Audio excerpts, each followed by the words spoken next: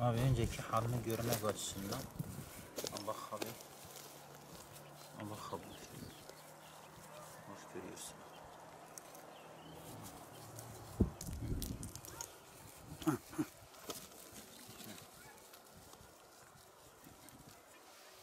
Mesela durumun anlaşılması için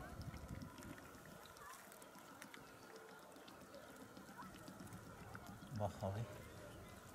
Görüyor musun Osman abi? Bence iyi bir yer seçmişiz abi.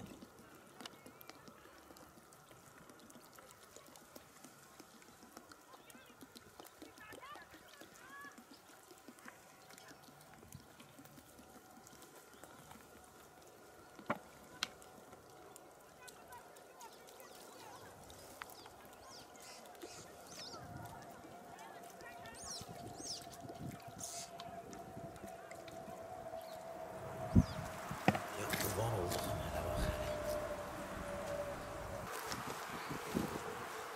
Vay oyun güzel.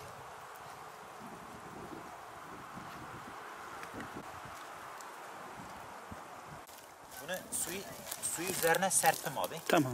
Tamam abi.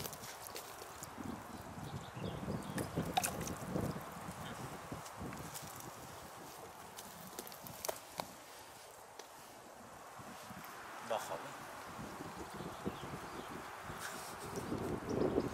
Yarısı kural, yarısı yaş. Yarısı kuru bak yarısı yeşerdi yani. Suyun değdiği yer ile değmeyen yer arasındaki bak.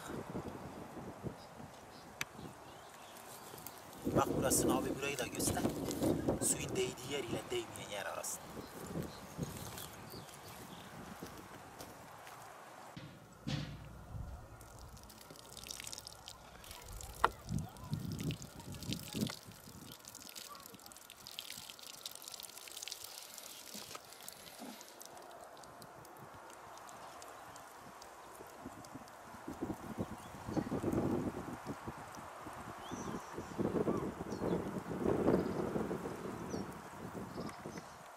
Bunun elinde bak böyle buruşturun, tamam mı? Bak. Bak bu şekilde avucunu biraz daha dik aç. Daha böyle dik aç. Görüyor musun abi?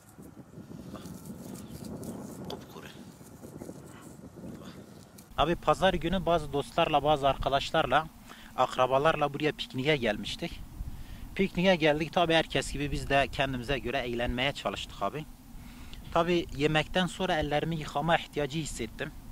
Ellerimi yıkama ihtiyacı hissettiğim zaman haliyle burada biraz su sıkıntısı çekiyorduk. Ellerimi yıkayacağım zaman yeşermiş olan bir badem ağacının küçük bir filizini gördüm abi.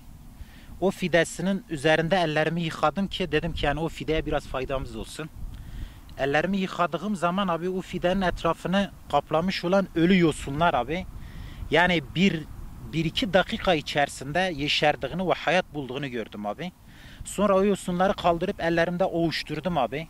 Ovuşturmam sonucunda un ufak oldular. Yani rüzgara kaptırdığın zaman uçup gittiler abi. Bu durumu tabi dostlarla paylaştırdım. Paylaştığım zaman dostları çağırdım, dedim işte yani şu Cenab-ı Allah'ın hay sıfatının bir tecellisidir dedim. Ve şu ölü olan yosunlara birkaç dakika içerisinde su vermekle nasıl hayat verdiğini ve Cenab-ı Allah'ın ahirette de kupkuru kemiklere de bu şekilde hayat vereceğini arkadaşlara, dostlara ifade ettim.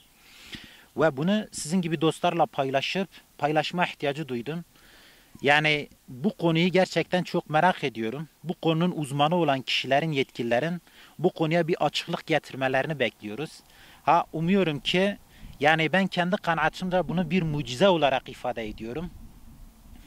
Ve belki de yani yetkililerin bu konuya bir açıklık getirip belki ileriki dönemlerde bu toplumumuzda yani faydasına yönelik büyük bir katkısı olacağına inanıyorum abi. Bu kadar teşrif edip bu konuyu yani bu mucizevi görüntüyü, bu mucizevi değişimi kamuoyuyla paylaştığınız için ve kamuoyuya duyurduğunuz için İlke Haber'ine de teşekkür ediyoruz. Allah sizden de razı olsun.